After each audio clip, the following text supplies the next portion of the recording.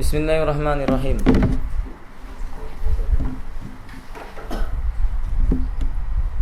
Alhamdulillahi hamdan katsiran tayyiban mubarakan fihi. Asyhadu an la ilaha illallah wahdahu la syarikalah wa asyhadu anna Muhammadan abduhu wa rasuluh. Allahumma salli ala Muhammadin wa ala alihi wa ashabihi wa man tabi'ahum bi ihsanin ila yaumiddin, amma ba'du. Ikhwati rahimani wa rahimakumullah, kita lanjutkan pembahasan tentang salat sunnah atau salatut tatawwu, dan kita masuk kepada terakhir salat apa ya, kawan? Salat witir sudah? Salat witir sudah? Salat duha? Naam. Qala Abu Malik hafidhahullah ta'ala fi kitabi Sahih Fiqh Sunnah, salatud duha. Ad-duha indal fuqaha'i ma baina irtifa'i syamsi ila zawaliha. Duha menurut para ahli fikih artinya waktu yang terletak antara terbitnya matahari meninggi sampai sebelum dia tergelincir. Maka kalau dihitung dengan waktu jam, sekitar jam 7 ke atas, atau kurang sedikit atau lebih daripada itu. Sampai dengan sebelum matahari tergelincir, berarti sebelum masuknya waktu salat zuhur. Fadlu salatid duha. Sabatat ahadisun kasiratun fi fadliha. Banyak riwayat yang menyebutkan tentang keutamaan salat duha. Wa min dzalika, di antaranya hadisu Abi Dzarrin radhiyallahu anhu qala. Hadis Abu Dzar radhiyallahu ta'ala anhu, beliau berkata, qala Rasulullah sallallahu alaihi wasallam, yusbihu ala kulli sulama. Sulama yakni idhamul asabi wa wasairul kaffi. Summa istu'mala fi idhamil badani wa mafasiluha. Sesungguhnya setiap pagi, setiap yusbihu ala kulli sulama, berpagi setiap sulama. Apa itu sulama? Pada asalnya sulama artinya adalah tulang jari jemari, ruas-ruasnya. Tapi kemudian istilah ini digunakan untuk semua ruas-ruas tulang tubuh. Ini namanya sulama. Bila diterjemahkan, berpagi hari pada setiap anggota ruas tulang tubuh manusia, min ahadikum, di antara kalian, shadaqatun, ada sedekahnya. Fakullu tasbihatin shadaqah. Ucapan subhanallah nilainya sedekah. Wa kullu tahmidatin shadaqah, dan setiap ucapan hamdalah juga sedekah.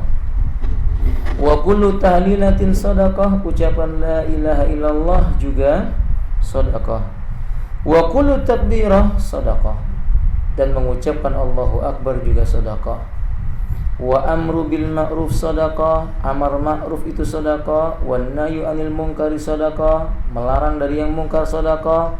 Wa yujzi'u min dalika rak'atani biyarka'ahuma minad duha.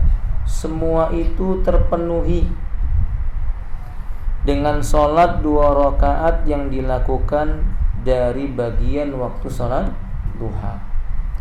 Berarti kalau seandainya kita tiap-tiap ruas tulang tubuh kita ini ada sedekahnya, maka kita cukup dengan salat 2 rakaat, itu sudah mencukupi seluruhnya.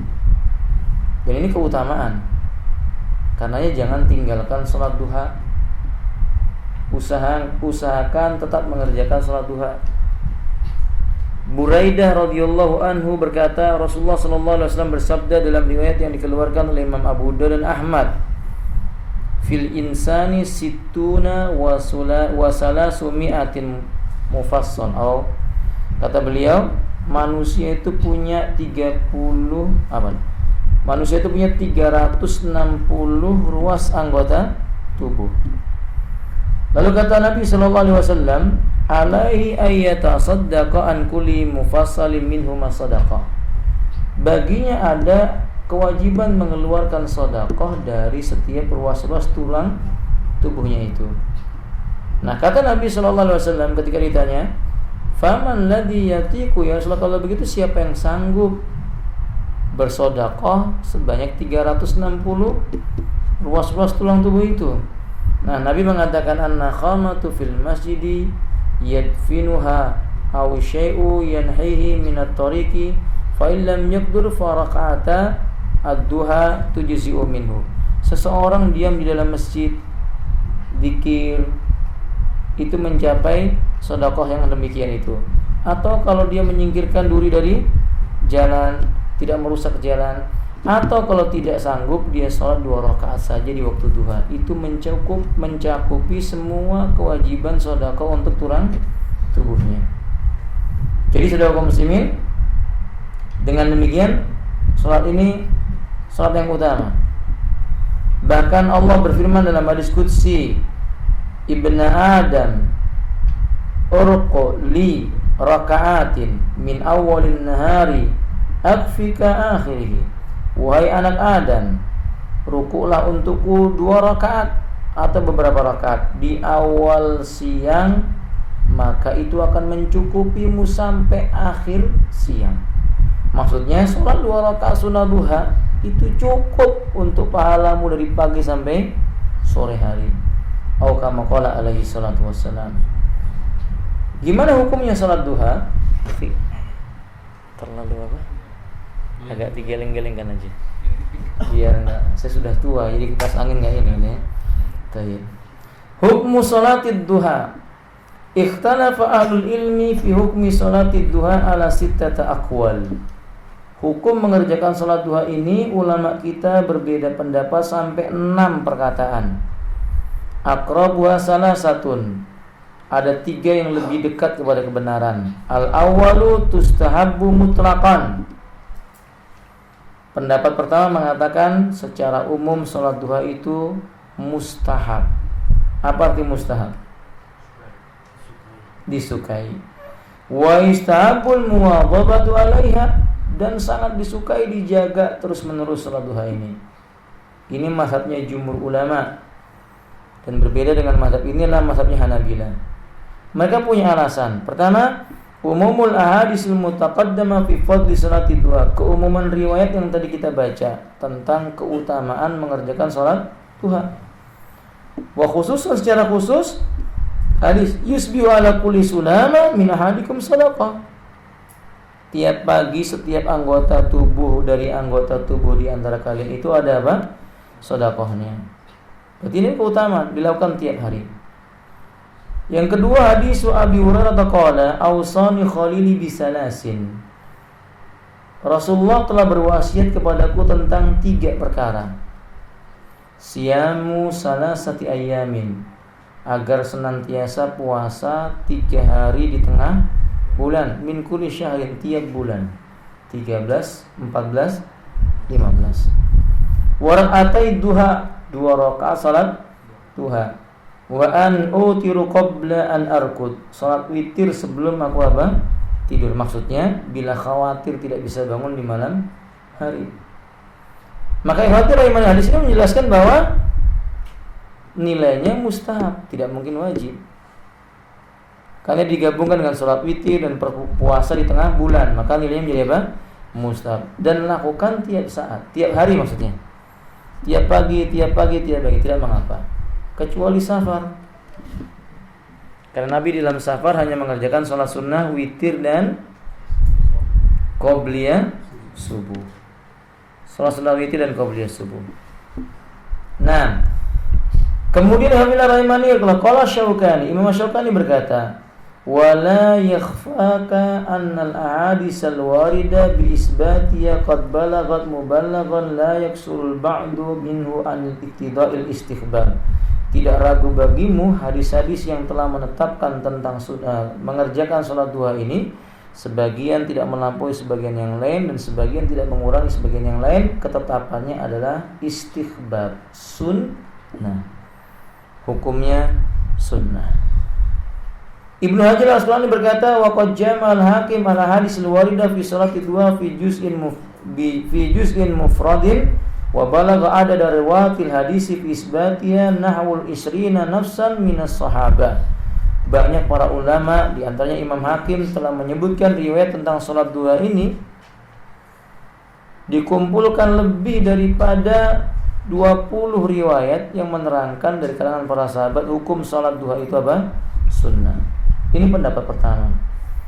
Pendapat yang kedua mengatakan yustahabu fi'lu taratan wa taruka ukhra.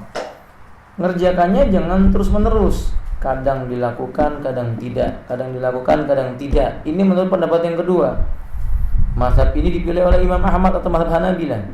Alasan mereka hadis Abu Sa'id, dia berkata, "Kana Nabi sallallahu alaihi wasallam yusalli du'a hatta naqula la yaddaha wa yadaha hatta naqula la yusalliha."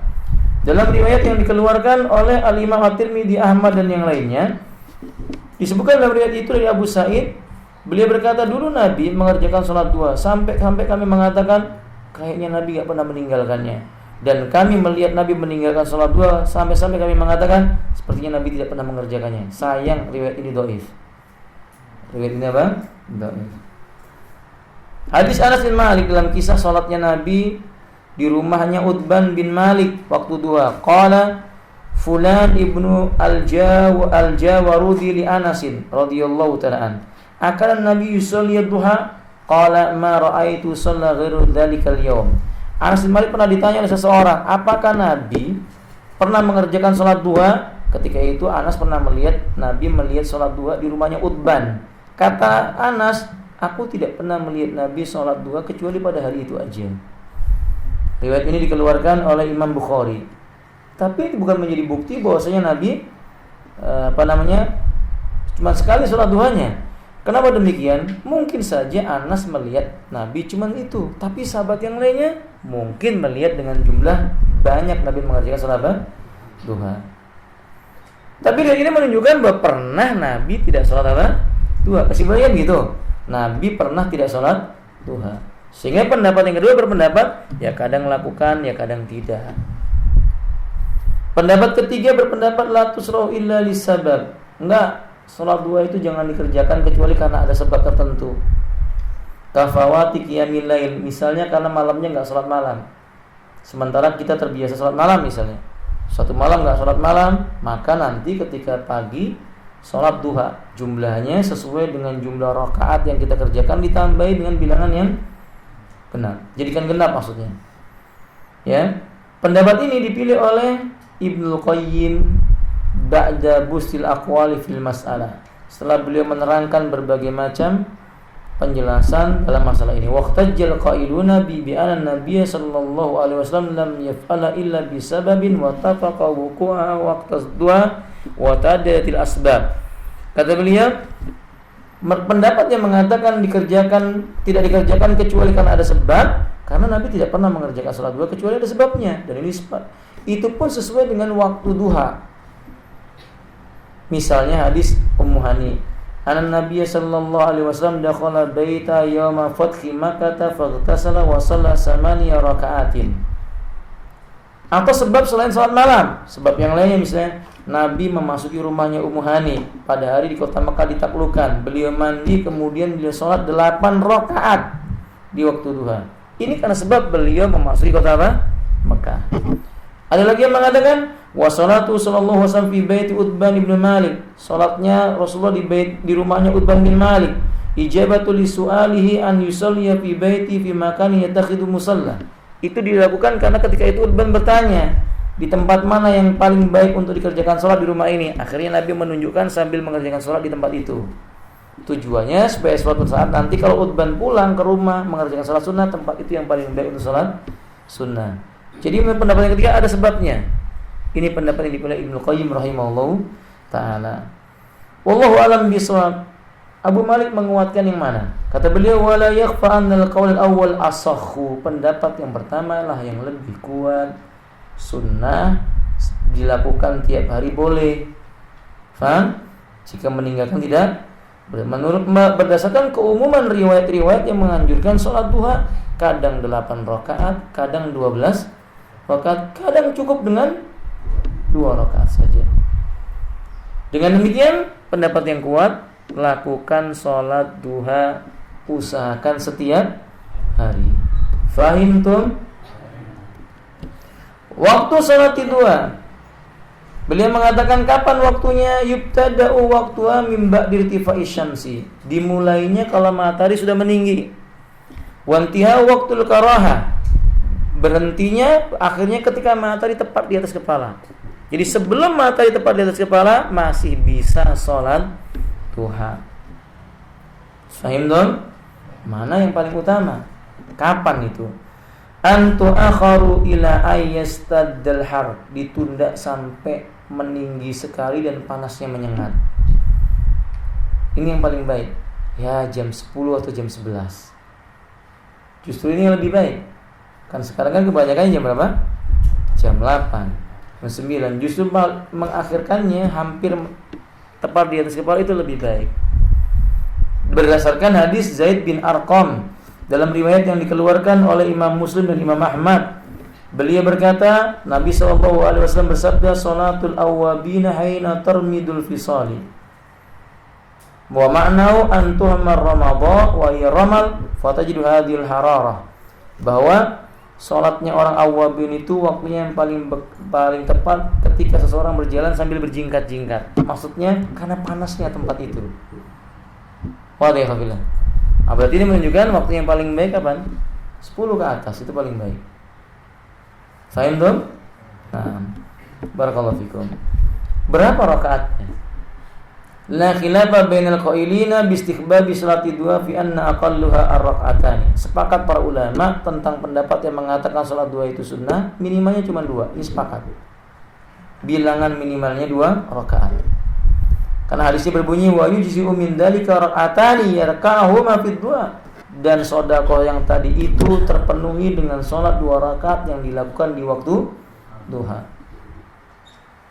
Kemudian mereka berbeda pendapat, mayoritas berapa? Maksimal berapa? Maksimal bilangan sholat duha itu berapa? Menjadi 3 pendapat. Pendapat pertama berkata maksimal 8 rakaat. Ini mazhabnya ulama Malikiyah, Syafi'iyah dan Hanabilah. Karena Ummu Hani berkata, "Anan Nabiy sallallahu alaihi wasallam dakhala baita yaumul fath wa shalla 8 rakaat." Nabi itu memasuki rumahnya Ummu Hani, mandi di sana, lalu mengerjakan sholat di hari di mana ditaklukkan kota Makkah cuma 8 rakaat. Dan hadis ini sahih, dikeluarkan oleh Imam Bukhari yang tadi kita sebutkan ya. Wallahu a'lam bishawab. Kemudian hafizillah rahimahullah, berikutnya. Pendapat yang kedua berkata maksimal 12 rakaat. Ini mazhabnya Abu Hanifah. Ya. Wa wajhu marjuhin inda Syafi'iyah, dan pendapat ini pernah dipilih oleh oleh ulama Syafi'i, iya, tapi kemudian dimarjuhkan, tidak dikuatkan. Alasannya hadis Anas secara marfu. Man shallat duha sintai asyrata rakaat banallahu lahu qisran, banallahu lahu qasran fil jannah. Barang siapa salat duha 12 rakaat, Allah akan membangunkan baginya sebuah istana dalam surga. Hadis ini sayangnya dhaif. Berarti pendapat mengatakan 12 kurang kuat. Kecuali karena sebab dia tidak mengerjakan qiyamul lail. Dari Aisyah radhiyallahu taala, Nabi pernah mengerjakan salat duha 12 rakaat karena malamnya beliau tidak mengerjakan qiyamul lail. Dia lupa sallallahu alaihi wasallam. Maka kebiasaan beliau 11 rakaat digenapkan menjadi berapa? 12. Ini kan ada sebab. Pendapat ketiga ada di rakaat ya. Pendapat ketiga enggak ada batasannya, berapapun jumlahnya silakan. Ini diriwayatkan dari sekelompok orang dari kalangan pendahulu kita yang soleh. Wa huwal arjah li amrayni, dan penulis buku ini mengatakan inilah pendapat yang paling kuat kata dia. Alasannya hadis Mu'adz, dia berkata, aku bertanya kepada Aisyah, apakah Nabi salat duha? Kata Aisyah, iya, 4 rakaat, dan beliau menambah semaunya, masya Allah. Wa yazidu, masya Allah, beliau tambah sekendak apa yang dikehendaki oleh Allah Ta'ala. Hadis ini dikeluarkan oleh Al-Imam Muslim. Alasan yang lainnya, al-iktisaru ala samani rakaati fi hadis Ummi Hani yaruddu ali amrani. Kalau berpendapat dengan mengatakan, loh kan di hadisnya Ummu Hani cuma 8 rakaat, dibantah dengan 2 jalan. Pertama, anna minal ulama man qala anna salatu fathi wa laysat duha. Sebagian ulama berkata itu salat Fathu Makkah, bukan salat apa? Duha. Cuman kebetulan pas waktu duha. Alasan yang kedua, anna hadzal ikhtisaru ala samani la yastalzimu adam masyiyati ziyadati ala li anna hadhi qadiyatun ainun. Bahwa pembatasan cuman kepada 8 rakaat ini tidak melazimkan tidak bolehnya menambah. Kenapa demikian? Karena tidak ada nas yang menyebutkan pembatasannya. Boleh jadi kebetulan Nabi ketika itu cuma mau berapa? 8. Di waktu yang lainnya mungkin Nabi menambah yang lain berdasarkan hadis Aisyah tadi itu. Jadi pendapat ketiga ini kata penulis itu yang lebih kuat. Silakan berapa rakaat saja. Yang penting sholatnya sesuai dengan sunnah. Wallahu a'lam bishawab. Khuruj anil khilaf, keluar dari perselisihan, cukuplah 8 rakaat ya ikhwan. Kalau kita 8 rakaat enggak dilarang. Kita cukupkan pada 8 rakaat. Kita keluar dari perselisihan yang mengatakan cukup 8, yang mengatakan boleh lebih. Kalau kita 8 kan enggak dilarang. Faham maksudnya ikhwan? Cukupkan 8 rakaat saja. Yang baca yang dengan bacaan yang baik, rukuk dengan baik, sujud dengan baik, zikir dan doa dengan baik di dalam salatnya itu yang sempurna. Itu lebih baik dibandingkan 20-40 rakaat tapi seperti ayam yang mematuk jagung. Fahimtum? Nah, kedali. Ini salat duha. Bagaimana cara pengerjaannya? Ya rakaat ini 2 rakaat. Sama dengan salat sunnah yang lainnya, tidak ada perbedaan. Catatan penting, wa minal bid'iyatil ladzi yantasiru fi ba'dhin nasi inda salatid duha yaqra'una surah ad-duha yaz'amu anna hadza minas sunnah. Termasuk perkara mungkar yang terjadi di sebagian manusia, mereka menganggap kalau salat duha yang dibaca harus surat ad-duha. Ini enggak ada dalilnya. Enggak ada nas yang menyebutkan tentang hal itu. Qadhi. Sebagian lagi mengatakan harus dibaca surat At-Tin ma fi dalil. Tidak ada nas yang menyebutkan secara khusus beliau membaca surat tertentu, tidak ada. Wallahu a'lam bishawab. Yang kedua, kebiasaan mereka sholat berjamaah duha terus menerus. Ini yang perlu digarisbawahi. Bukan tidak boleh sholat sunnah, tapi sholat sunnah duha dilakukan terus menerus nggak pernah dilakukan Nabi. Nabi nggak pernah melakukan hal itu. Nabi tidak pernah sholat duha berjamaah. Faham tuh? Adapun Nabi sholat di tempat utban, dalam satu riwayat Nabi mengerjakan sholat itu bersama dengan kaum muslimin kebetulan pas waktu duha. Tapi tidak beliau lakukan terus menerus sholat duha berjamaah. Nah sekarang kan beberapa perusahaan maksudnya baik, dia memerintahkan karyawannya sholat duha. Ada perusahaan-perusahaan tertentu, biasanya perusahaan herbal ini, maka dia memerintahkan anggotanya untuk apa? Sholat duha. Nah jamaah tiap hari sholat duhanya jamaah. Bukan yang dikritik itu sholat duha tiap harinya, tapi berjamaah setiap hari. Ini nggak ada dalilnya. Melazimkan sesuatu yang tidak lazim dari syariat itu bisa menjadi menganggap wajib perkara tersebut, dan ini hukumnya bid'ah jadinya. Fahimtum ya akhwati? Nah. Kemudian yang ketiga, anggapan bahwa sholat duha itu harus di masjid. Tidak demikian. Sholat duha di mana aja. Antum naik kendaraan di tengah hutan, waktu duha berhenti sholat duha, nggak apa-apa. Jangan nunggu dapat masjid baru sholat duha. Karena Nabi kita berkata, wa ju'ila liyal ardu tahurun wa masjidan wa masajidan. Aina ma'adukum tudrikumus shalah fasallu fiha. Dijadikan oleh Allah permukaan bumi ini untuk suci dan mensucikan dan sebagai masjid. Siapapun di antara kalian mendapati waktu sholat atau dijumpai waktu sholat, tidaklah dia sholat di atas bumi itu. Berarti sholat di muka bumi nggak apa-apa. Jangan nunggu dapat apa? Masjid. Karena kalau ada anggapan di masjid lebih baik dan lebih utama, itu nggak ada nas tentang hal itu. Fahimtum ya akhwati? Nah, kedali. Demikian. Kemudian alhamdulillah rahimahullah pasal yang berikutnya. Jadi selesai bab salat, doa tambahan alhamdulillah. Sebagian orang menganggap bahwa doanya harus dikhususkan setelah selesai salat baru doa. Enggak, padahal doa boleh dibaca di dalam salatnya itu. Oke? Boleh dia baca doanya di dalam salat itu. Minta apapun di dalam salat duhanya itu. Karena Allah mengatakan wasta'inu bis-sabri was-shalah. Secara umum maka salat duha atau salat apapun kita minta kepada Allah di dalamnya, itu bagian perkara yang disyariatkan. Wallahu a'lam bishawab. Kemudian berikutnya salatul istikharah. Salat sunnah yang berikutnya salat istikharah. Apa arti istikharah? Istikharah itu artinya apa ya, kawan? Kalau antum istighfar, apa arti istighfar?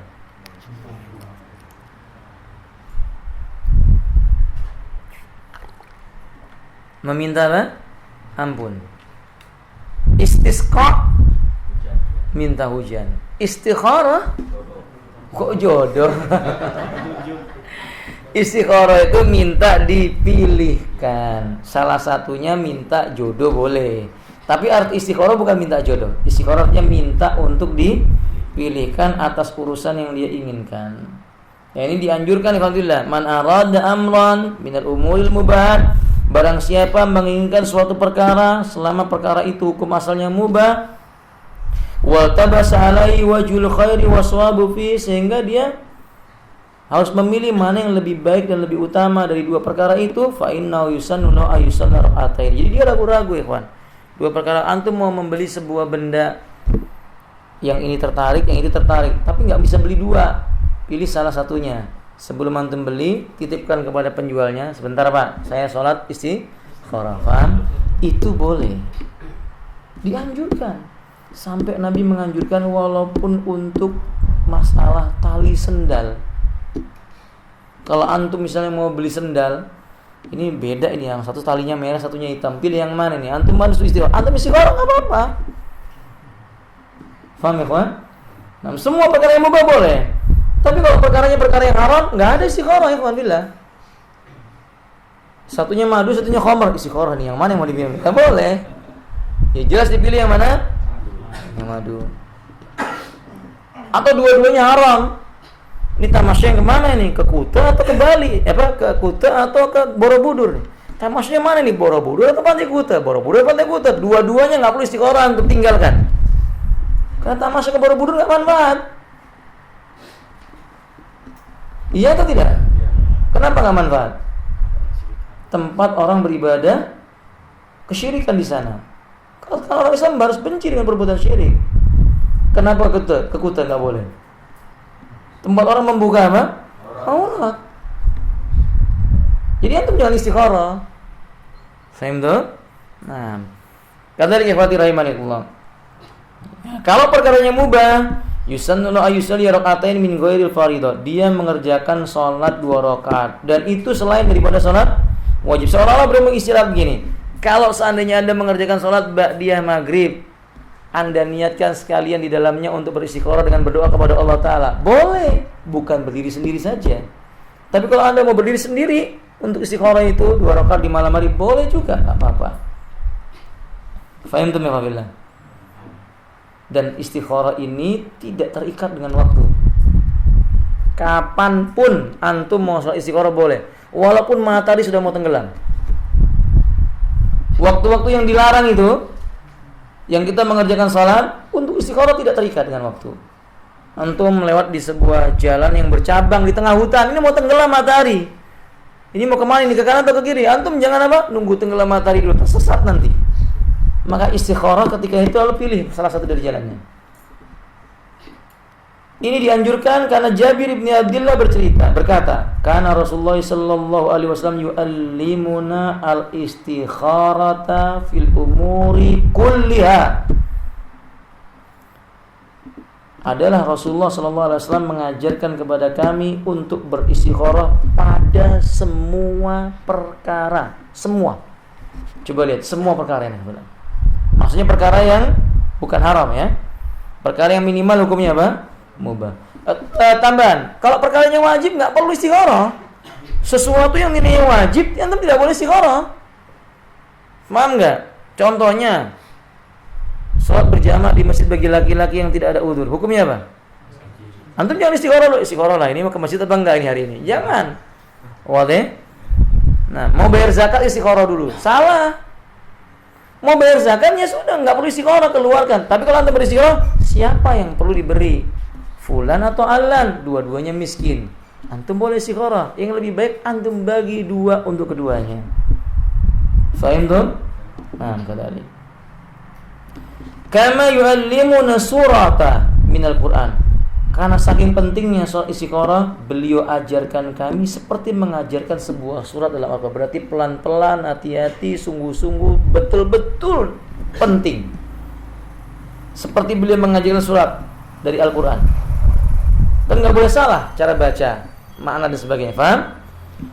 Yaqulu, beliau menuturkan, yaitu sallallahu alaihi wasallam, idza hamma ahadukum bil amri, bila salah seorang di antara kalian menginginkan tentang suatu perkara, falyarka' rak'ataini min ghairil fardhah, hendaklah dia salat 2 rakaat yang selain wajib. Summa liyaqul, kemudian dia ucapkan dalam salatnya doa Allahumma. Ini boleh dalam salat, boleh di luar salat, enggak mengapa. Antum salat dulu baru doa, atau antum baca di dalam sujud atau tasyahud akhir sebelum apa? Salam. Allahumma, ya Allah, inni astakhiruka bi ilmika, aku memohon pilihan kepadamu dengan ilmumu. Wa astaqdiruka bi qudratika, aku memohon ketetapan dengan takdirmu. Wa as'aluka min fadlikal azim, dan aku memohon kepadamu karuniamu yang agung. Fa innaka taqdiru wa la aqdiru, engkau maha kuasa sedangkan aku tidak punya kuasa. Wa ta'lamu wa la a'lamu, engkau tahu sedangkan aku tidak tahu. Wa anta 'allamul ghuyub, sedangkan engkau zat yang maha mengetahui perkara yang ghaib. Allahumma, ya Allah, in kunta ta'lamu anna hadzal amra, bila engkau mengetahui bahwa urusan ini, sebutkan urusan ini, aku mau menikahi si fulan, misalnya begitu. Khairul li, itu baik bagiku, fi dini, pada agamaku, wa ma'ashi, dan perjalanan hidupku, wa akibati amri, dan akibat yang bakal menimpaku. Tambah kalimat ajili wa ajili, baik cepat maupun lambat, disegerakan maupun ditunda. Faqdurhu li, takdirkan dia untukku. Wa yassirhu li, mudahkan dia untukku. Kemudian dia mengatakan summa barik li fi, kemudian berkahilah diriku. Wa in kunta ta'lam, bila engkau mengetahui anna hadzal amra syarrun, kalau urusan ini jelek bagiku, untuk agamaku, untuk perjalanan hidupku, akibat dari urusan hidupku, segera maupun dilambatkan, palingkan dia dariku, palingkan aku darinya. Takdirkan yang baik untukku saja, kemudian redhoilah diriku. Ini ucapan yang adalah. Berarti perkara ini perkara yang dianjurkan. Dan dengan demikian wahunatan biadi iltifatu ilayya. Ada beberapa hal yang perlu diperhatikan dalam masalah istikharah. 1. Al-istikharatu innama tusra'u indal hammi bi amrin mubahin. Istikharah itu dilakukan untuk suatu perkara yang seseorang itu merasa ragu dan ingin melakukannya pada perkara yang mubah. Fala tusra'u fil mustahabat illa fi takhiri. Untuk urusan yang sunnah tidak perlu istikharah kecuali harus dipilih. Maksudnya 2 pilihan sunnah mana didahulukan, paham? Tapi kalau satu perkara saja, kerjakan atau enggak? Ya kerjakan, enggak perlu istikharah, kerjakan. Fahimtum ya Fadillah? Itu yang sunnah. Apalagi yang wajib dan haram, enggak perlu istikharah. Perkara yang wajib enggak perlu istikharah, kerjakan. Perkara yang haram enggak perlu istikharah, tinggalkan. Ini catatan yang pertama. Catatan yang kedua, ikhwati rahimanillah, yanbaghi ayyaf ala ba'dal istikharati ma yansarahu lahu. Orang yang telah beristikharah hendaklah dia mengambil atau mengerjakan sesuatu yang telah setelah dia istikharah lapang dadanya dengannya. Jadi habis istikharah dia lebih lapang untuk milih yang ini. Ya udah, yang itu yang dikerjakan. Fala yanbaghi ayyatamida alam siraki kana lahu fi hawa qabla istikharah. Tapi ingat, jangan sampai hawa nafsunya berperan sebelum istikharah. Sebenarnya dia udah condong sama si fulan, akhirnya dia istikharah tetap dengan si fulan. Nah, ini hawa nafsu. Jadi istikharah itu harus apa namanya? Harus pada pilihan yang setimbang. Kayaknya ini atau kayaknya itu begitu. Kalau antum udah yakin dengan yang ini, ya udah enggak usah istikharah. Lah sudah yakin. Ngerti enggak ya Bella? Tapi catatan itu bukan hawa nafsu. Kalau itu hawa nafsu tinggalkan dulu. Kalau misalnya antum sudah istikharah, sebenarnya yang A, setelah antum istikharah saya lebih lapang ya. Cuman hawa nafsu antum tapi saya sukanya sama yang ini. Misalnya antum mau menikah dengan si fulana atau fulana. Fulana pilihan apa? Orang tuanya, fulana yang satu pilihan dirinya. Dia bimbang mana yang dipilih. Dia istikharahnya lebih lapang kepada pilihan orang tuanya. Cuma hawa nafsunya, tapi saya sudah jatuh cinta sama yang ini. Itu enggak berlaku. Istikharah itu harus dengan timbangan yang adil. Fahim tuh ya ikhwati? 3, laisa min syartil istikhara ay yara sahibu ru'yan fi manami kama ya'taqidu katsirun minal awwam. Enggak ada syaratnya, enggak ada ketentuannya. Istikharah itu dianggap melapangkan dada kalau sudah melihat dalam mimpinya, seperti yang dilakukan kebanyakan orang. Sudah diputuskan ya, akhi? Belum, Ustaz. Loh, kan sudah istikharah? Sudah, tapi belum mantap, Ustaz. Kenapa belum mantap? Belum lihat dalam mimpi saya. Jadi dianggap bahwa kalau istikharah itu mesti harus apa? Mimpi. Enggak begitu. Istikharah itu yang penting dada antum lapang. Antum punya 2 pilihan yang harus antum pilih, lalu antum sholat 2 rakaat. Setelah antum selesai sholat, ana harus lakukan yang ini. Kerjakan sudah. Kalau memang itu baik, didekatkan kepada antum. Kalau itu buruk, akan dijauhkan oleh Allah Subhanahu wa ta'ala. Karena memang kita minta dipilihkan kepada Allah Azza wa Jalla. Faham ya Alhamdulillah. Makanya ketika antum misalnya ketika ada seseorang menikah, setelah sebelumnya dia istikharah, mantap menikah dengan wanita. Lalu dia nikah. Dia yakin kalau baik akan terus, dan dia yakin kalau nggak baik pasti akan diputuskan oleh Allah. Itu namanya istikharah. Begitu di tengah jalan ternyata mereka berpisah, jangan menyalahkan istikharahnya. Allah tahu kamu pantas buat dia cuma dengan rentang waktu sekian. Lebih daripada itu nggak baik, maka Allah takdirkan bagimu berpisah. Sangat mungkin, sangat amat mungkin. Akhi, seorang ustadz di antara ustadz yang kami kenal, teman saya maksud saya, pagi dia nikah, dia sebelumnya 2 harinya di istikharah mantep, 2 hari kemudian dia nikah pagi, sore ba'da asar ditalak. Itu takdirnya Allah atau bukan? Kok diem aja tuh antum? Takdirnya Allah atau bukan?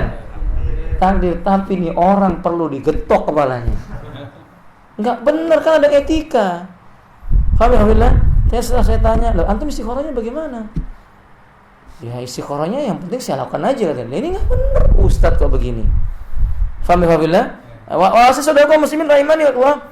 Tapi yang kita ingin keterangan di sini yang jelas istikharah enggak mesti kemantapan hatinya diperlihatkan pada apa? Mimpi. Au yu'awilu lahul amra bi tabi'ati wa faqa makhtarahu Allah taala. Yang penting sesuatu itu sudah dia mantapi, dia ini tidak bertentangan dengan ketentuan Allah, ya udah dia lakukan. Yang keempat, yang terakhir, rubbama ja'a ikhtiyarullah ta'ala lil abdi ala ghairi hawahu aw ala ma yarahu wa syarran fa alai ay yastaslima lillahi wa li amrihi. Kadang-kadang seseorang memiliki sebuah pilihan sesuai dengan hawa nafsunya, bertentangan dengan apa yang dipilihkan oleh Allah. Allah pilihkan buat Anda begini, ternyata Anda enggak suka menurut hawa nafsu Anda, atau sebaliknya Anda menyukai karena hawa nafsu Anda, tetapi Allah memilihkan tidak baik bagimu. Allah menentukan itu tidak baik bagimu. Maka bagi kita orang yang beristikharah, serahkan sama Allah, jangan menurut hawa nafsu kita.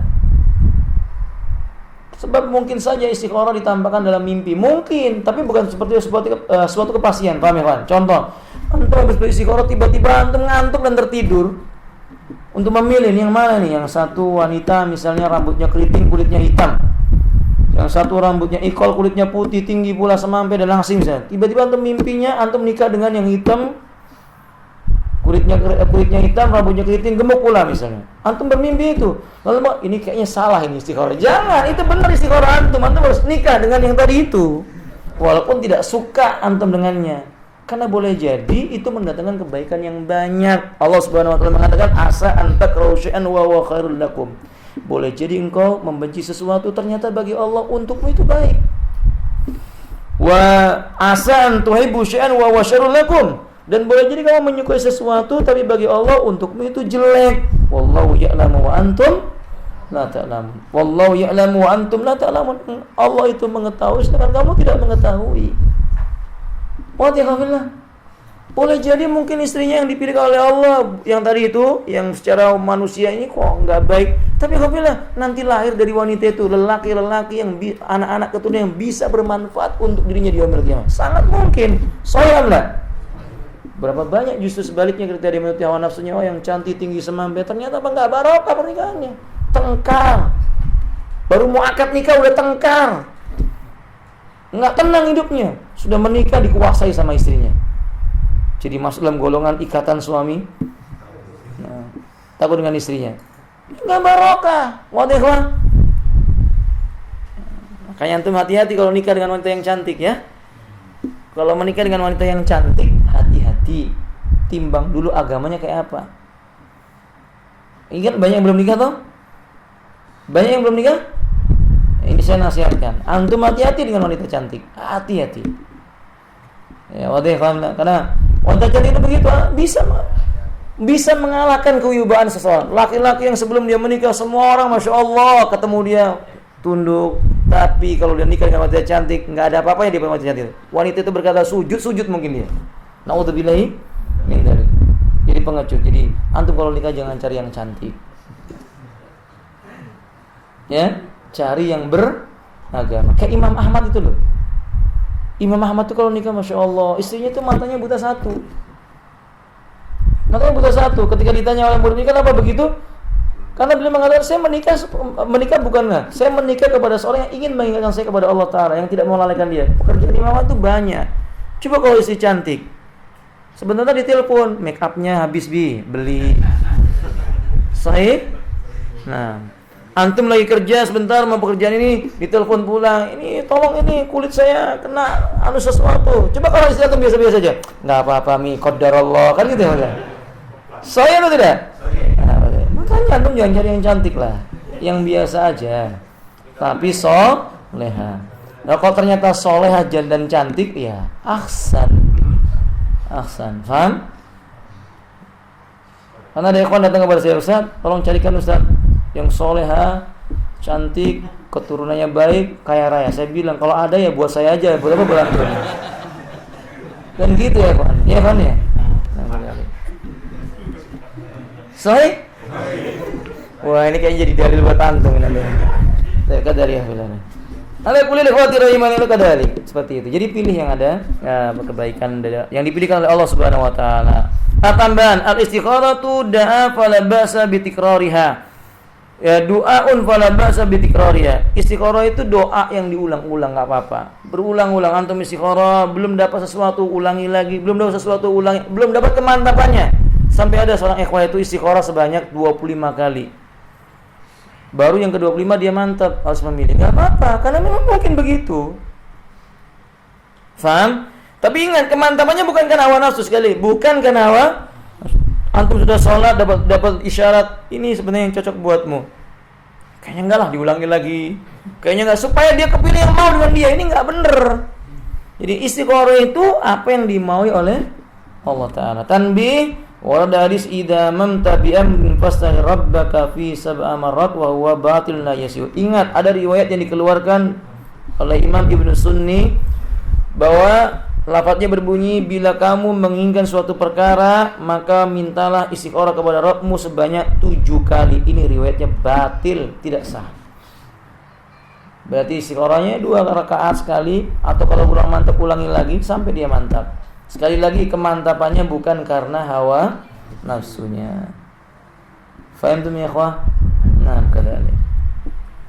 Ini saya tambahkan kepada antum ini sebagai tambahan untuk penyemangat ibadah kita dan peringatan bagi saya. Punya teman, suatu ketika dia melihat seorang wanita menurut dia cantik dan luar biasa, kemudian dia istikharah mau melamarnya. Dalam istikharahnya itu dia merasa cocok, datang ke sana. Ternyata ini wanita sudah punya apa?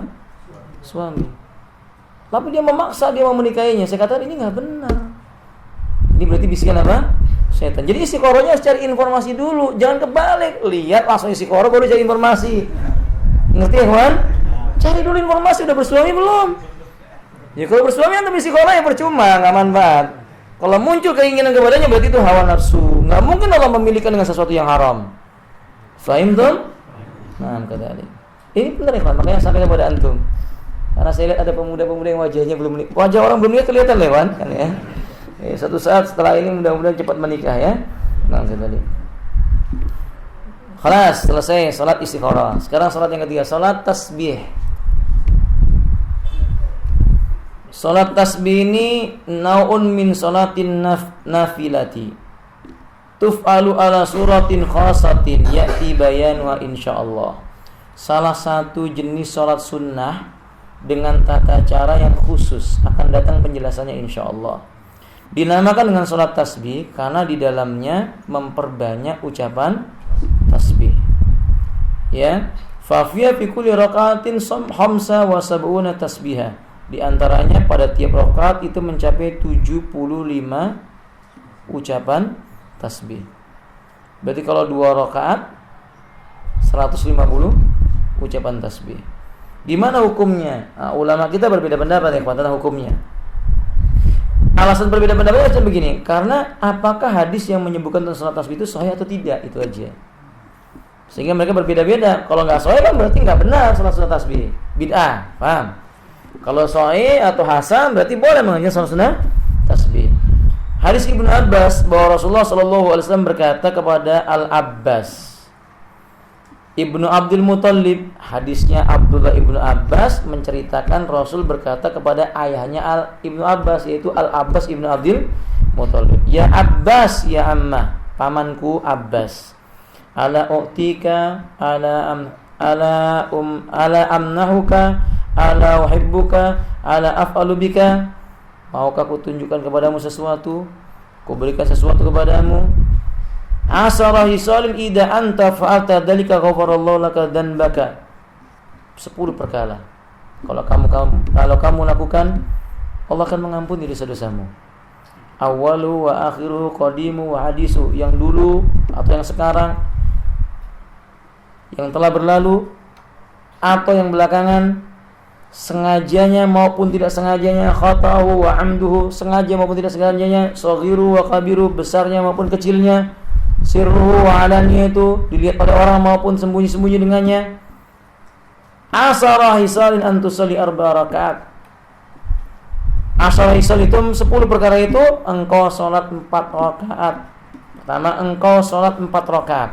Saya baca terjemahnya saja. Engkau baca di tiap rakaat surat Al-Fatihah dan tambahi surat yang lainnya. Bila engkau telah selesai membaca surat Al-Fatihah dan surat yang lainnya tadi, maka fi awwali raka'atin wa anta qa'im, dalam kondisi masih berdiri belum ruku, ucapkan subhanallah walhamdulillah wala ilaha illallah wallahu akbar 15 kali. Faham? Kamu ingat beliau. Lalu kamu ruku, ucapkan dalam rukukmu, dalam kondisi rukukmu 10 kali. Sama tadi apa? Subhanallah, alhamdulillah, wala ilaha illallah, wallahu akbar. Sudah berapa berarti jumlahnya, Pak? 25. Kemudian kata beliau, kemudian engkau mengangkat kepalamu dari rukukmu, ucapkan 10 kali. 35. Kemudian engkau sujud, ucapkan 10 kali. Berapa? Kemudian engkau bangkit dari sujudmu, duduk di antara 2, ucapkan 10 kali. Berapa jumlahnya saya? 55. Kata beliau, wa dzalika khamsun wa sab'un fi kulli raka'atin.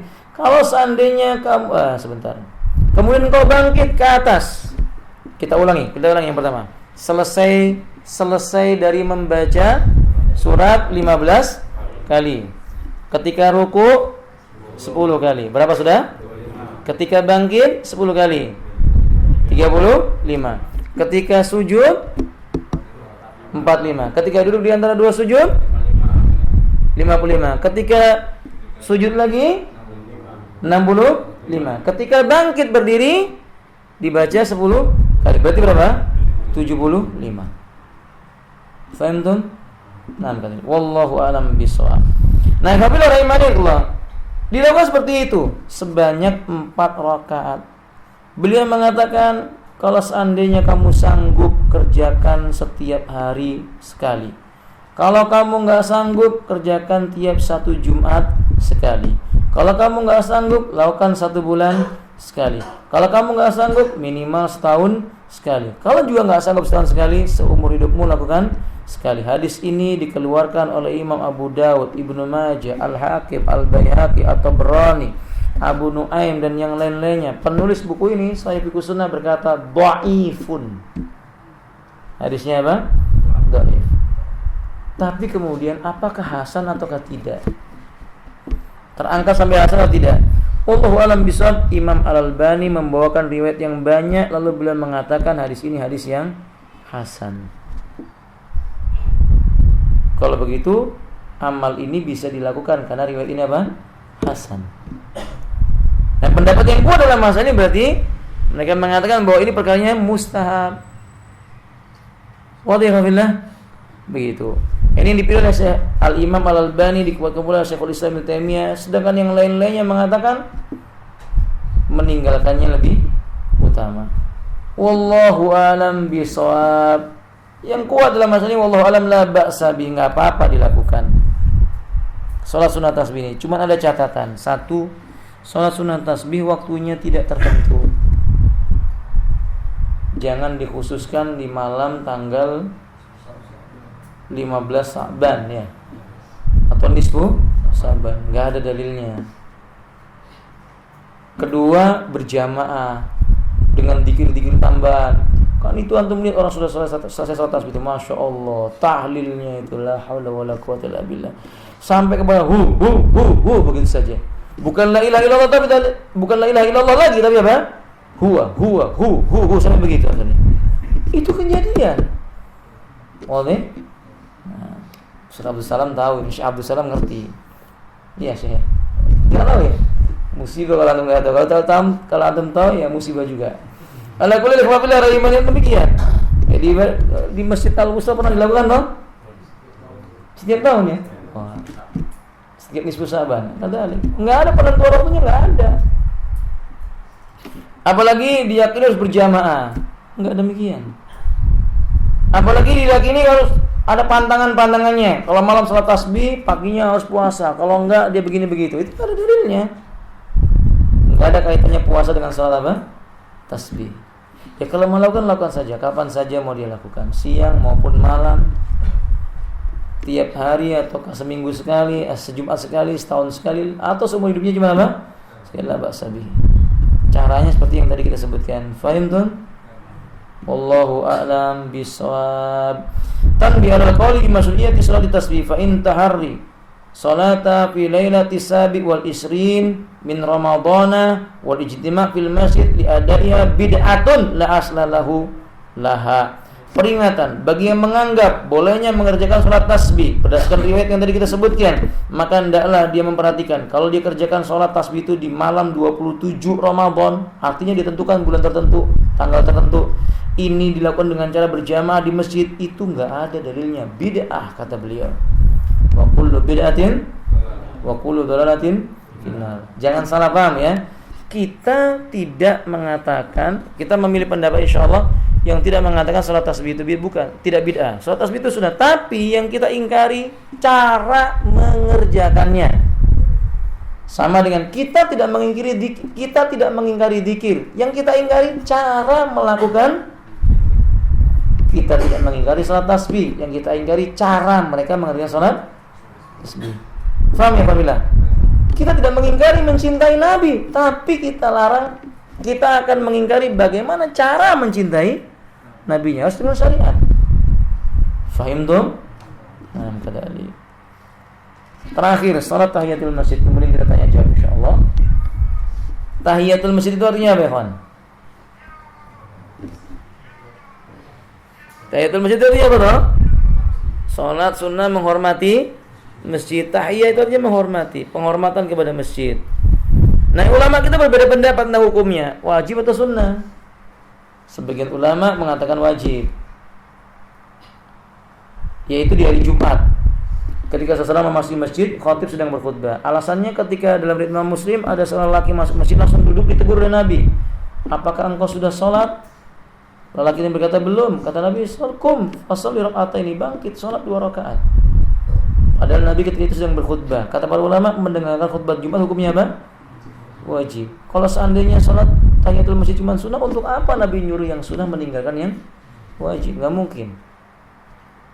Ini pendapat yang kuat. Kalau sholat tahiyatul masjid di hari Jumat, ini hukumnya menjadi apa? Wajib. Wallahu a'lam bishawab. Adapun yang selain daripada itu mustahab. Ya. Idza dakhala ahadukumul masjid fala yajlis hatta yusalli rak'ataini. Bila salah seorang di antara kalian memasuki masjid, jangan duduk sampai dia salat 2 rakaat. Hal penting yang berkaitan dengan salat tahiyatul masjid ini. Pertama, kalau Anda memasuki masjid, orang sudah mengerjakan salat berjamaah dengan imam. Sudah berdiri salat jamaah, enggak boleh tahiyatul masjid secara khusus. Enggak boleh tahiyatul masjid secara khusus. Fahim dong? Wajib mengikuti imam karena Nabi berkata ju'ilal imamu liyutamma bi, dijadikan imam untuk diikuti. Dan Nabi berkata idza uqimatis salat fala salata illa ma'al imami. Jika qomat telah dikumandangkan tidak ada salat kecuali bersama dengan, jangan salat sendirian. Kedua, seandainya Anda datang harus memilih tahiyatul masjid ataukah salat sunnah qabliyah. Misalnya qabliyah subuh karena keutamanya sangat besar. Maka yang perlu dicatat, Anda kerjakan qabliyah subuh udah mencukupi sebagai tahiyatul masjid. Sebab yang dimaksud dengan penghormatan kepada masjid, yang penting masuk masjid harus sholat. Itu udah dianggap menghormati apa? Maka pilih qabliyah subuhnya. Karena qabliyah subuh itu khairum minad dunya wa ma fiha. Kecuali Imam Syafi'i berpendapat niatkan dua-duanya, tahiyatul masjid sekaligus qabliyah subuh. Karena dalam mazhab beliau, dalam mazhab Imam Syafi'i boleh menggabungkan dua niat dalam satu perbuatan untuk perkara yang sunnah.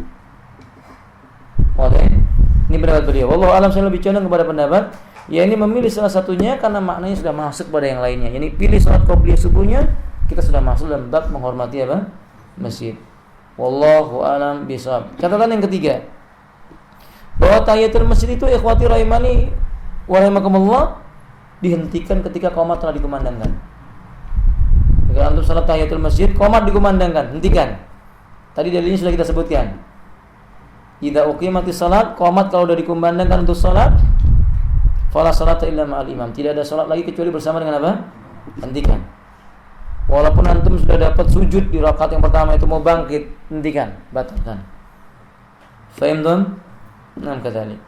Kemudian apabila tahiyatul masjid itu yang ringan. Yang ringan dikerjakannya karena para sahabat mengerjakan tahiyatul masjid itu ringan bacaannya. Ini tahiyatul masjid yang dibaca misalnya sabbihisma rabbikal a'la, kepanjangan. Cukup qul ya ayyuhal kafirun atau qul huwallahu, artinya semisal daripada itu. Catatan yang terakhir apabila tentang tahiyatul masjid ini, perhatikan sutra. Kan biasanya kaum muslimin tahiyatul masjid sembarangan, enggak pakai apa? Sutra. Ini mengganggu orang yang berlalu lalang di hadapannya. Demikian catatan tentang tahiyatul masjid. Wallahu a'lam bis-shawab. Sampai di sini. Dari sekalian, mungkin kita lanjutkan dengan tanya jawab. Kalau ada yang mau bertanya, fadhal masykur. Fadhal masykur. Silakan ya. Ya, silakan. Untuk salat tahiyatul masjid, seandainya kita sudah mencapai rakaat terakhir, kemudian kita udah qomat dikumandangkan, apakah kita teruskan sampai selesai? Teruskan. Kalau misalnya antum pada saat tasyahud akhir, at-tahiyatu lillah, qomat dikumandangkan, berarti ini sudah pada ujung apa? Rukun daripada salat itu. Maka dia lanjutkan karena memang Nabi mengatakan wala tubtilu a'malikum lillah. Amalmu yang hampir sempurna karena Allah jangan dibatalkan. Oke? Allah alam bisa. Nah, ada pilihan kaitannya sama sunat tadi. Jadi kalau ada teman mengundang kita untuk acara kegiatan ibadah, tapi dalam waktu yang bersamaan kita juga ada acara keluarga gitu di rumah. Apa kita jelas-jelas katakan maaf saya nggak bisa datang, atau kita katakan insya Allah. didahulukan undangannya yang mana? Siapa yang undangannya lebih dahulu, Nabi mengatakan dalam riwayat Imam Ahmad, maka dialah yang harus dipenuhi. Jadi kalau misalnya acara keluarganya bapak sudah ditentukan, diundang, ini acara keluarga kan jadi berbentuk undangan juga toh. Undangan acara keluarga udah ditentukan 2 tahun yang lalu. Tiba-tiba datang undangan yang setahun kemudian. Berarti yang didahulukan acara keluarga. Tapi kalau acara acara undangan dari teman itu 2 tahun yang lalu, sementara acara keluarganya datang belakangan, dahulukan undangan yang pertama. Karena undangan itu dipenuhi yang pertama. Undangan itu dipenuhi yang pertama. Wallahu a'lam bishawab. Barakallahu fikum. Ya gampangnya kalau bapak diundang oleh 2 orang. Si A datang hari Kamis undangannya, hari Sabtunya baru datang undangan yang kedua. Yang kedua kita tidak bisa hadir. Waktunya sama. Tapi kan datangnya undangannya duluan yang hari Kamis. Paham enggak, Pak? Sama-sama diundangannya di hari Ahad di jam yang sama, maka didahulukan undangan yang pertama. Wadah? Allah alam bisa. Kalau bisa dijamak, Pak. Tapi kan nggak bisa dijamak. Ya. Maksudnya di jamak datang ke A kemudian datang ke B gitu. Kalau kita katakan insya Allah itu enggak. Jangan Pak, kalau Bapak mengatakan insya Allah, padahal Bapak yakin nggak mungkin datang, nggak boleh. Nggak boleh. Kalau Bapak yakin nggak mungkin datang, jangan ucapkan insya Allah, katakan saya nggak bisa datang, ada undangan yang bertepatan dengan ini. Gitu. Allah alam bisa. Ya silakan. Tasbih tadi kan dikumpulkan dia hasan satu. Iya. So kalau di ukur tadi baru 65 saat bangun terus bangkit itu sebelum Al-Fatihah baca lagi atau? Iya sebelum Al-Fatihah membaca lagi. Oh gitu. Nah sebelum Al-Fatihah dia membaca lagi. Wallahu a'lam bishawab. Nam kadari ikhwati. Rakaat berikutnya sih. Ya? Rakaat berikutnya tadi katanya berapa rakaat? Iya, 2 rakaat salam, 2 rakaat salam, Pak. Bukan 4 rakaat langsung maksudnya. 2 rakaat salam, 2 rakaat salam. Rakaatnya sama itu. Gimana, Pak? Di rakaat yang kedua tadi. Iya, sama. Sama seperti itu. Sebagian para ulama menyebutkan sebenarnya 15 lagi ketika sujud. Jadi ketika sujud 15, ketika duduk di antara 2 sujud 10, ketika sujud lagi 15, maka totalnya menjadi berapa? 75. Kalau seandainya dia mempraktikkan cuma 65 saja sudah sah. Mempraktikkan cuma 65 saja sudah dianggap sahih. Jadi kalau 2 kali 75 atau 2 kali 75. Iya. Nah. Atau 2 kali 65 tidak ada masalah. jadi kalau 2 rakaat jumlahnya 300 gitu. Iya. 2 rakaat berarti kan jumlahnya berapa? 300 tasbih. Cukup itu insyaallah alhamdulillah 1 jam. Cukup insyaallah. Yes, sir. Iya. Bagaimana itu dengan istilah israk? Israk. Israk. Maksudnya suruk, terbitnya matahari. Iya, maksudnya setelah matahari terbit. Ya, ada Pak. Disyariatkan kita mengerjakan salat sunnah syuruk ketika seseorang itu telah selesai salat subuh dia berzikir. Ingat Allah. Hadisnya menyebutkan di masjid, Pak. Tapi sebagian para asatidz mengatakan boleh dilakukan di rumah. Sepanjang pengetahuan saya itu hanya di masjid. Dilakukan oleh orang yang sholat berjamaah, kemudian dia zikir, sebelum keluar masjid dia sholat 2 rakaat. Catatannya kalau matahari sudah apa? Naik. Di antaranya dalam riwayat Imam Ahmad, di antara keutamaannya dia mendapatkan pahala seperti orang yang melaksanakan ibadah umrah bersama Rasulullah sallallahu alaihi wasallam. Wallahu a'lam bishawab. Nah, kedali. Yang lainnya?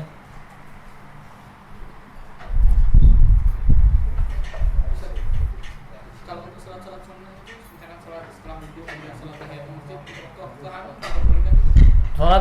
Salat tahiyatul masjid tidak terikat dengan waktu. Salat istikharah tidak terikat dengan waktu. Kalau Anda berada di Masjidil Haram, salat apapun tidak terikat dengan waktu. Boleh? Nah, tapi kalau misalnya Anda mengerjakan salat sunnah, misalnya salat sunnah mutlak lah, kepingin salat sunnah gitu aja, tapi bertepatan setelah selesai salat asar, nggak boleh. Kalau salat itu salat istikharah boleh. Kalau salat itu salat tahiyatul masjid boleh. Salat karena ada sebab tertentu, maka dia tidak terhalang dengan waktu-waktu yang terlarang tadi.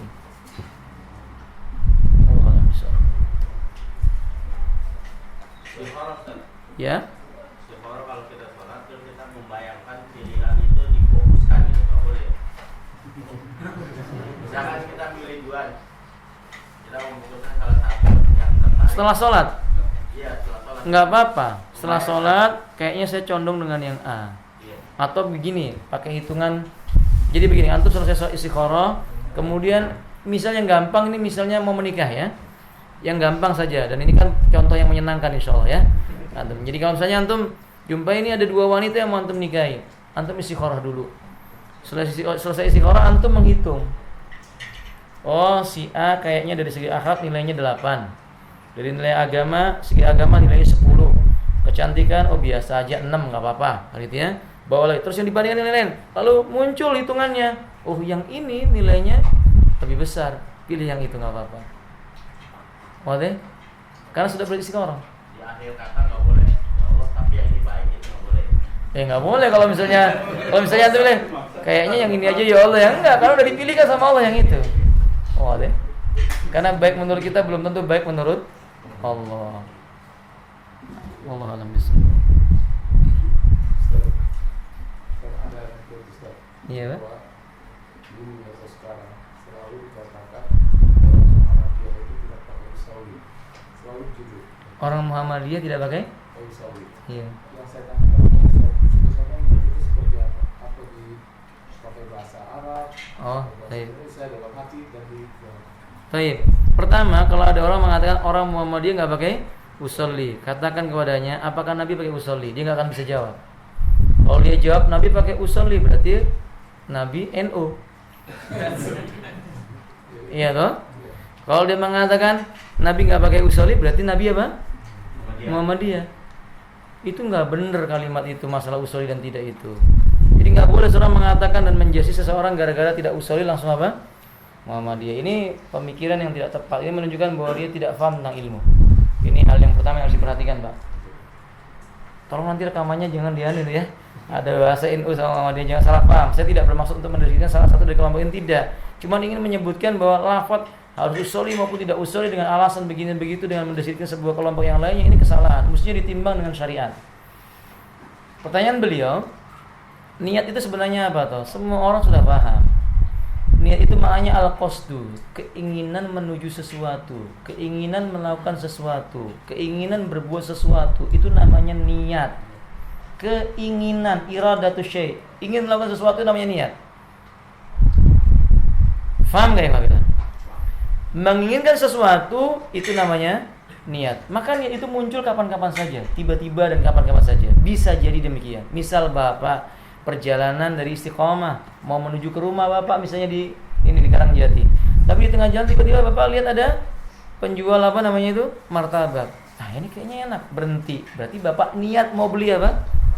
Martabak. Nggak mungkin berhenti baru niatnya beli kacang, nggak mungkin. Karena memang datanya kemana tukang martabak. Paham nggak maksudnya Bapak? Ini gambaran gampangnya. Paham tidak sampai sini? Jadi pahami bahwa niat itu keinginan sesuatu. Contoh yang paling gampang. Contoh yang lainnya yang paling gampang. Ikhwati rahimani warakallah. Bahwa kita mengetahui setiap ibadah wajib adanya apa? Niat. Sepakat? Setiap ibadah wajib adanya. Kalau tidak ada niat berarti ibadahnya bagaimana? Batal loh. Tanyakan kepada mereka, bapak-bapak ketika memakai baju ibadah atau bukan? Mereka yang mengatakan harus pakai lafaz, tanyakan, Pak, pakai baju menutup aurat itu ibadah atau bukan? Dia kan jawab ibadah. Kenapa ibadah? Belum menutup aurat. Tanya kepadanya, Bapak ketika mau pakai baju yang dibaca apa? Apa dia baca nawaitu an albisa sarawilan kabiratan, bisa begitu? Enggak toh? Lalu kita tanya, apa yang Bapak baca? Enggak, cuma pengen pakai gitu. Kita tahu kok itu pasti tutup aurat. Ya itu namanya niat. Ibu-ibu yang keluar rumah pakai jilbab, berjilbab itu wajib atau tidak? Ibadah atau bukan? Tanya kepada ibu-ibu itu, ketika pakai jilbab berniat atau tidak? Ketika pakai jilbab berniat atau tidak mereka? Mereka akan menjawab apa? Berniat. Tanya kepadanya, niatnya gimana? Apa dibaca? Enggak, pokoknya kepingin pakai karena Allah. Ya itu namanya niat. Jadi niat itu bisikan atau gerakan dalam hati untuk melakukan sesuatu namanya niat. Maka niat tidak perlu dilafadzkan. Niat tidak perlu dilafadzkan. Niat itu bahasa hati, Pak, bukan bahasa lisan. Contoh yang paling gampang lagi. Ini Bapak mengucapkan dengan niatnya, saya niat mau sedekah, tapi hatinya mengatakan enggak. Hatinya mengatakan enggak, cuman mulutnya saya mau bersedekah. Yang dinilai Allah yang mana? Yang di mulut apa yang di hati? Karena memang niatnya di mana? Ini letaknya di hati. Bapak mengucap usolli fardhu dhuhri, ini sambil main catur, Pak. Usolli fardhu dhuhri 4 rakaatin. Yang dinilai Allah yang mana ini? Yang dinilai oleh Allah yang mana? Coba jujur lah, ini antum di depan catur, lagi main catur, skakmat lah mau begitu ya. Tapi antum baca usolli fardhu dhuhri 4 rakaatin. Yang di mana yang dinilai?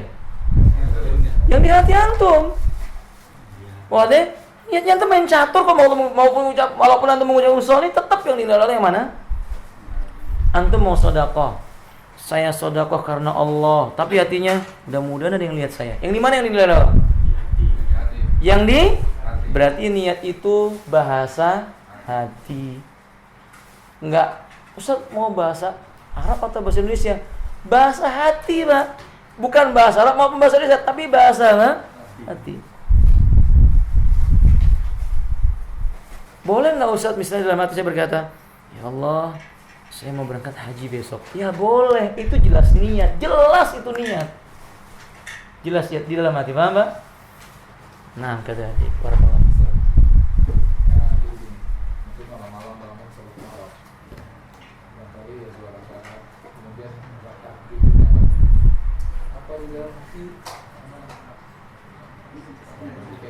Gimana salat malam? Ya.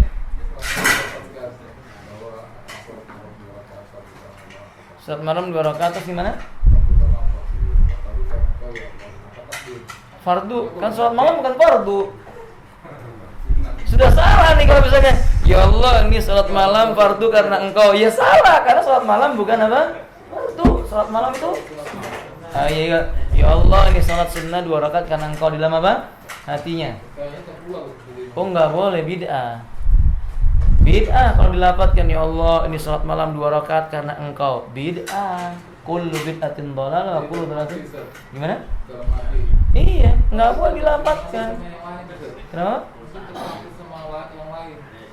Maksudnya tercampur dengan yang gimana, Pak? Iya. Ya apa namanya itu? Yang lain-lain gitu. Pokoknya niat tidak boleh diucapkan, tidak boleh dilapatkan. Enggak ada dalilnya. Innamal a'malu binniyat itu di dalam apa? Hati. Iya, semua pekerjaan niat di dalam hati.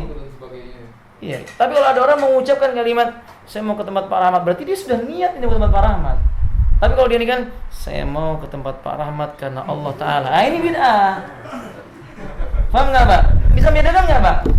Saya ulang ini Pak, niat itu bisikan hati, bahasa hati. Kalau misalnya Bapak minggu depan insya Allah kita taklim ya di rumah Pak Rahmat. Oh ya insya Allah itu sudah niat. Tapi kalau Bapak minggu depan saya mau niat taklim di rumah Pak Rahmat jam 9 selesai karena Allah Ta'ala, bid'ah.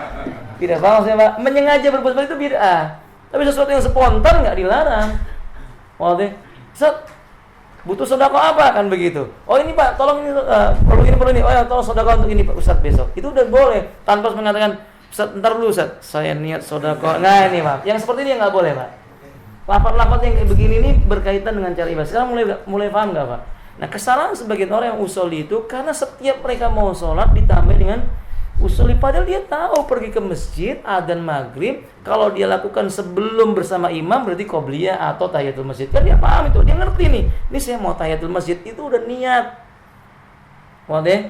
Nah, kalau dia sudah di depan nimpanya ada imam mau maghriban, imamnya takbir Allahu Akbar, ini pasti salatnya maghrib. Nggak mungkin salat subuh kan gitu Pak ya. Makanya Allah itu sudah niat begitu Pak. Nggak perlu usolli. Kalimat ini menjadi sebuah tatanan seolah-olah harus begitu. Iya toh? Jadinya banyak orang beribadah, pokoknya kalau sholat harus lafaz usolli. Kalau kita tanya, Nabi pakai usolli enggak?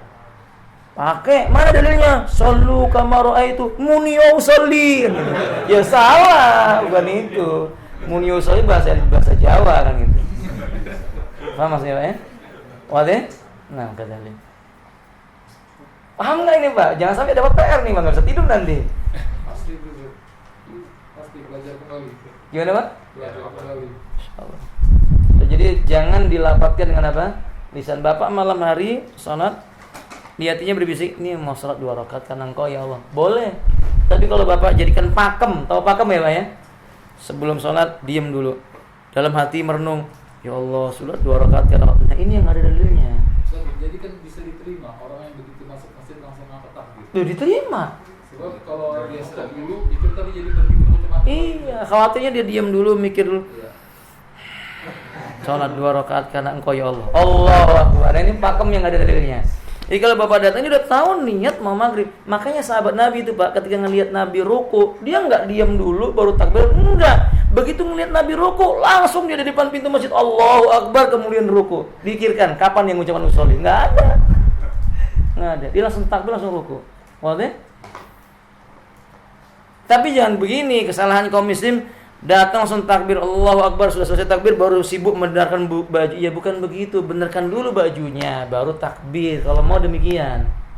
Ini kan kesalahan yang berbeda Pak, di luar niat. Paham?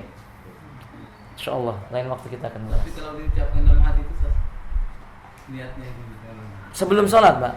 Jadi sebelum sholat dia ucapkan, Ya. saya niat sholat 2 rakaat karena Allah, begitu, Pak. Iya. Dipakemkan seperti itu. Dalam Nggak boleh. dalam hati tadi. Iya, walaupun di dalam hati diniatkan secara pakem nggak boleh. Jadikan pakem seolah-olah kalau sholat harus begitu. Harus ada lafaz, saya niat sholat 2 rakaat karena Allah. Niat itu sebuah keinginan yang tergambarkan gitu loh, Pak. Bapak nanti dari sini mau kemana? Pulang ke rumah? Pulang ke rumah? Bapak baca apa? Nama itu. Bapak baca apa? Nggak baca betul? Tapi punya niat mau pulang nggak? Apa mau niat nginep di sini? Niatnya mau pulang dong? Itu kan niat sebenarnya. Bisa dapat gambarannya ya, Alhamdulillah. Masa belum bisa dapat gambarannya, Alhamdulillah? Hah? Pulang dari sini mau makan malam nggak? Berarti antum punya niat nggak makan malam. Kan nggak mungkin antum mengatakan malam ini saya tidak akan makan malam ya Allah. Enggak. Tapi antum sudah berkeinginan. Itu keinginan itu yang namanya apa? Niat. Mengikut imamnya Ustaz bagi-bagi loh. Ya kalau bapak di belakang imam pasti namanya apa? Makmum. Ya enggak. Tapi ada juga orang yang berniat mufaroqah. Sahabat Nabi di belakangnya Mu'adz bin Jabal. Sholat, di tengah-tengah sholat dia niat mufaroqah. Saya nggak ikuti Mu'adz bin Jabal. Artinya dia nggak mengucapkan itu, dia langsung kerjakan sholat sendiri aja. Itu kan nggak diucapkan nggak ada dalam hadis disebutkan ini Mu'adz bin Jabal terlalu panjang. Saya niat karena Allah sendiri. Nggak ada lafaz itu, Pak. Begitu melihat Mu'adz bin Jabal sholatnya panjang, dia langsung rubah niatnya. Saya sendirian aja. Itu keinginan, Pak. Keinginan menyendiri sudah dianggap sebagai niat. Ramadan Bapak mau puasa nggak? Ramadan Bapak mau puasa tidak? Keinginan puasa itu namanya Jadi mendesak pun nggak boleh. ya? Mendesak. Maksudnya berbisik. Saya niatkan. Gitu maksudnya, Pak? Gitu maksudnya? Ya artinya mendesak ada keluar. Mendesak. Begini loh, Pak, intinya dijadikan pakem atau bukan? Karena kan niat itu kadang muncul tiba-tiba. Bapak lewat masjid, coba begini, Pak, bayangkan pelan-pelan, tenang ya, Pak ya. Ini ada masjid baru dibangun, tertulis di sana butuh pembangunan, butuh dana, bantuan dana sekian. Saya mau kasih dia lah. Kan keluar kalimat ini, Pak. Saya mau kasih masjid ini lah. Itu dianggap niat, tapi spontan, bukan dijadikan pakem. Mau sedekah lah, ntar dulu. Saya mau sedekah ke masjid ini karena Allah. Ini yang nggak boleh, ini yang begini loh, Pak. Yang kayak gini yang nggak boleh. Bapak ditanya sama istrinya, mau kemana? Ke masjid mau sholat duhur. Sudah niat. Yang nggak boleh, saya mau ke masjid sholat duhur karena Allah. Ini yang nggak boleh. Dijadikan pakemnya itu loh, Pak. Aturan baku. Tiba-tiba Bapak langsung, saya mau sholat 2 rakaat lah malam ini. Boleh, nggak apa-apa. Tapi Bapak berdiri dulu, saya sholat 2 rakaat karena ini yang nggak ada dalilnya. Walaupun cuman bergerak bibirnya nggak keluar suaranya. Walaupun di dalam hati misalnya. Udah sholat api, diam dulu. Sholat 2 rakaat karena Allah, nggak ada dalilnya. Ya sudah langsung saja, Pak. Namanya sudah wudhu, bangun malam, ya pasti mau apa? Sholat. Kalau Bapak ke tempat tidur lagi berarti mau tidur.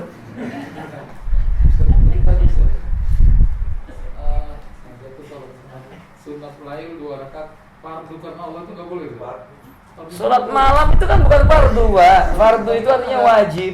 Tapi kan ada sunatnya, Ustaz. Saat aku sholat sunat lail. Berarti ini salah bahasa ini. Fardu itu artinya wajib. Ya kalau sudah sunat ya sunat, kalau fardu ya fardu. Beda, nggak usah ketemu itu, Pak.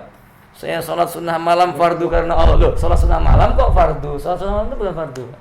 Termasuk sholat sunat lainnya. Iya, jadi sholat sunnah itu ya sholat sunnah bukan fardu. Fardu itu artinya wajib. Bukan karena Allah gitu. Karena Allah itu lillah. Karena Allah itu bahasa Arabnya lillah. Bukan fardu karena Allah. Kalau fardu karena Allah berarti sholat wajib karena Allah. Sudah jangan pusing, Pak. Pokoknya kalau Anda sholat menghadap ke kiblat, nih malam hari mau tahajud, sudah takbir Allahu Akbar, niatnya jelas tahajud. Gampang itu begitu gitu loh, Pak. Nggak mantep Ustaz ya, ini diruqyah dulu kalau begitu ya. Semoga kita juga diberikan kesehatan oleh Allah, bisa hadir lagi di majelis yang lain. Niatkan, insya Allah niatkan untuk bangun malam. Tapi jangan pakai nawaitu qiyamul lail ya. Subhanakallah wa bihamdik, asyhadu an la ilaha illa anta, astaghfiruka wa atubu ilaik. Assalamualaikum warahmatullahi wabarakatuh.